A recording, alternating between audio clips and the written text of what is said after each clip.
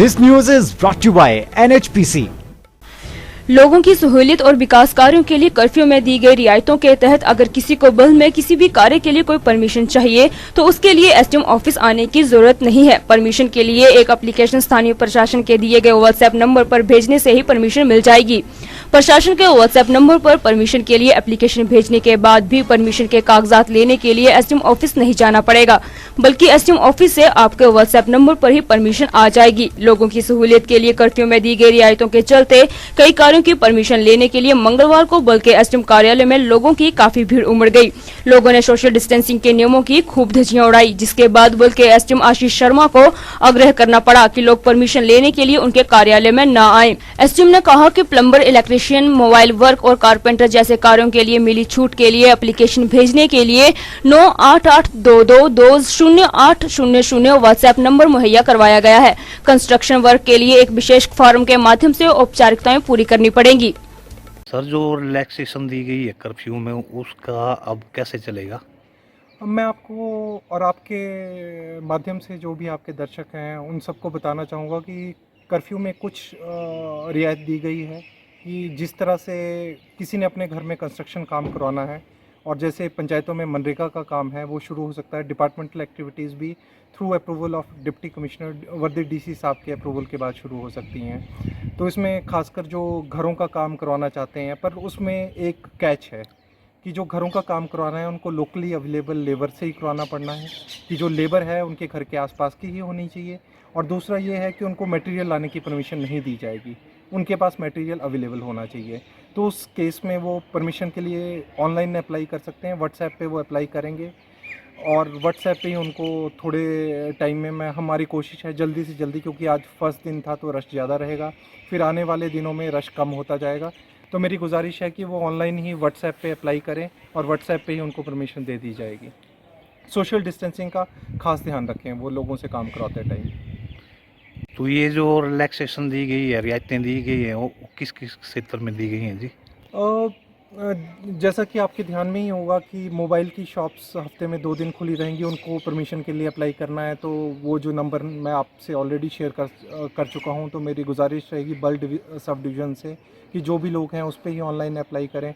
फिर बाकी जो परमिशन जो सेल्फ़ एम्प्लॉयड कैटेगरीज़ हैं, जिन जैसे कारपेंटर्स हो गए, प्लम्बर्स हो गए, इलेक्ट्रीशियन हो गए, उनको दुकान खोलने की इजाज़त नहीं है, पर वो घर घर जाके काम कर सकते हैं। उसके लिए वो मेरी गुजारिश है उनसे ऑनलाइन अप्लाई करें और ऑनलाइन ही उनको परमिशन दे दी जाएगी।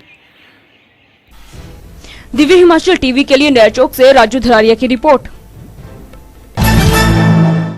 भारत की प्रमुख जल विद्युत कंपनी के एनएचपीसी ने कोविड-19 महामारी के रूप में पैदा हुई वर्तमान वैश्विक आपदा के खिलाफ अभियान में अपनी भागीदारी सुनिश्चित करते हुए कई पहल और उपाय किए हैं।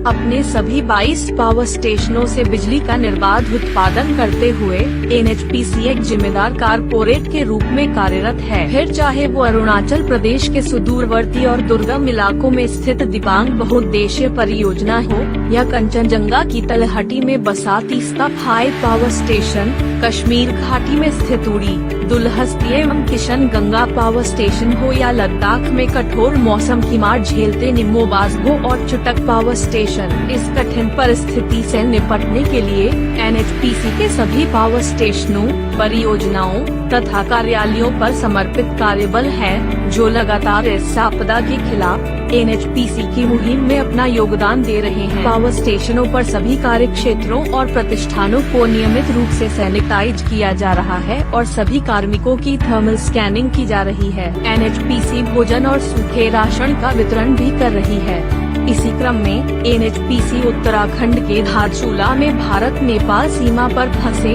सैकड़ों नेपाली नागरिकों के लिए प्रतिदिन भोजन उपलब्ध करा रही है। एनएचपीसी और इसके कर्मचारी इस विपरीत परिस्थिति में समाज के साथ एकजुट खड़े रहते हुए सतर्क और जागरूक हैं। आइए जागरूक और जिम्मेदार बने। स्वच्छता, साफ सफाई और सामाजिक दूरी के साथ कोरोना को हराएं। धन्यवाद। अब जनहित के लिए यह संदेश। आप आपकी जानकारी ही कोरोना वायरस का बचाव है। कोविड-19 वायरस से संक्रमित देशों से आने वाले यात्रियों एवं उनके संपर्क में आने वालों को कोरोना वायरस की संभावना हो सकती है। यदि आपने, आपके परिवार या पड़ोस में किसी भी व्यक्ति ने कोविड-19 वायरस से संक्रमित देशों में यात्रा की हो तो 14 दिन तक घर से बाहर न निकलें और तुरंत टोल फ्री नंबर 104 पर सूचित करें। कोरोना वायरस के लक्षण खांसी, बुखार और सांस लेने में तकलीफ है। घबराए नहीं, बस कुछ बातों का ध्यान रखें। नियमित रूप से साबुन और पानी या अल्कोहल बेस्ड हैंड सैनिटाइजर से हाथ साफ करें। खांसते या छींकते समय नाक और मुंह कोहनी से ढकें अथवा रुमाल और टिश्यू से ढकें। जिस व्यक्ति में खांसी, जुकाम या बुखार के लक्षण हो उससे दूरी बनाएं और भीड़ भाड़ वाले स्थानों में जाने से बचें। मांस और अंडे को अच्छी तरह से पकाकर खाएं। खुले में न थूकें। लक्षण पाए जाने पर लापरवाही न बरतें और किसी भी जानकारी के लिए टोल फ्री नंबर 104 पर कॉल करें। राष्ट्रीय स्वास्थ्य मिशन हिमाचल प्रदेश द्वारा जनहित में जारी।